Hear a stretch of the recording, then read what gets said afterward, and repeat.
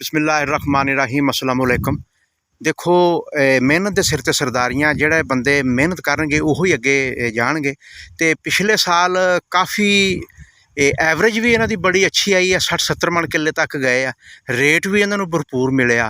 ते इसे वजह तो जनाब इस साल फिर इन्होंने फैसला कर लिया वा। पिछले साल भी रेट 10-15 हज़ार रुपया 10-12 हज़ार रुपया फी 40 किलो का रहा वा।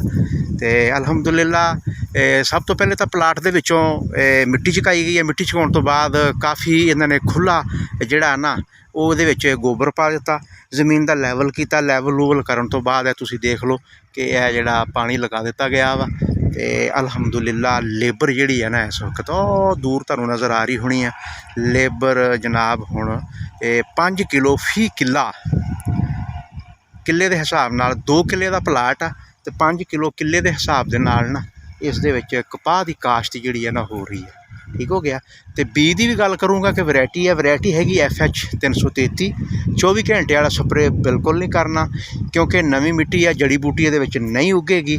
और दूसरा मैं तो यह कहांगा कि साड़ी मूंग की फसल, तिली की फसल, साड़ी मूंजी की फसल, मकई की फसल, सारिया फसलों नालों इनू ज़्यादा अहमियत हासिल आ, वड्डी फसल आ।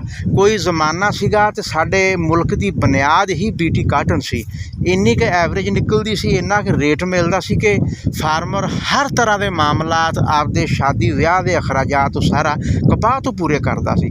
लेकिन वक्त दोबारा आ गया वा, रेट भी तुहानूं अच्छा मिलेगा। इसकी जिहड़ी एक्सपोर्ट आ बैन अवी सतह ते वो भी इंशाअल्लाह ताला उत्ते भी पेपर वर्क हो रहा वा। तो मैं तो ये कहांगा कि जिन्हां दे रकबे वेले पे है ना वो जल्दी दे नाल अपनी ज़मीन नूं तैयार करके, क्योंकि बेस्ट टाइम आ फरवरी दे विच लगी हुई कपाह ही कामयाब आ।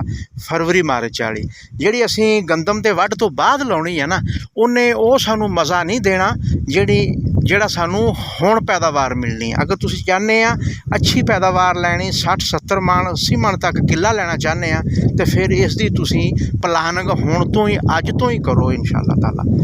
आम सिंपल तरीका वा प्लांटर के जरिए काश्त करके, मतलब सादा प्लांटर नाल खेल कढ़ दी गई है क्योंकि ज़मीन नवीं है, उच्ची नीवीं भी हो सकती है, 100 मसले बन जाते। आटो प्लांटर के जरिए कामयाबी नहीं मिलती जिन्नी चोपे के जरिए कामयाबी मिलती है। फिर रेज ते लगाई गई एक तो जर्मीनेशन भी ज़्यादा होएगी तो दूसरा जिहड़ा फासला वा हुण फासले की अगर गल की जाए देखो ना हुण अगेती करके तो इसका एक लगा दाना और दूसरा दाना इत्थे लगा वा, मतलब इन्होंने एक गिठ ते जाके इसनूं लगाया वा। फिर इसकी छदराई भी हो जाएगी बाद दे विच अच्छे तरीके नाल।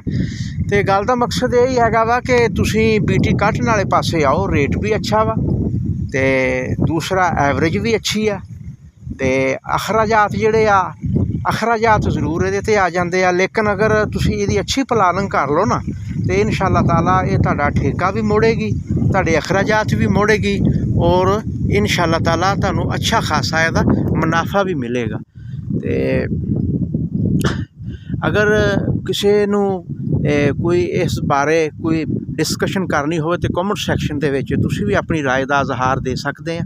लेकिन मैं फिर यही गल दोहरावांगा कि साड़ियाँ जितनी भी क्रॉप्स है सब तो बेस्ट और अच्छी और मुनाफा बख्श क्रॉप्स साड़ी BT काटन ही है। BT काटन लगा के एक तुसीं अच्छा और खासा मुनाफा हासिल कर सकते हैं। इहदे नाल ही असीं इजाज़त चाहते हैं जी। अल्लाह हाफिज़।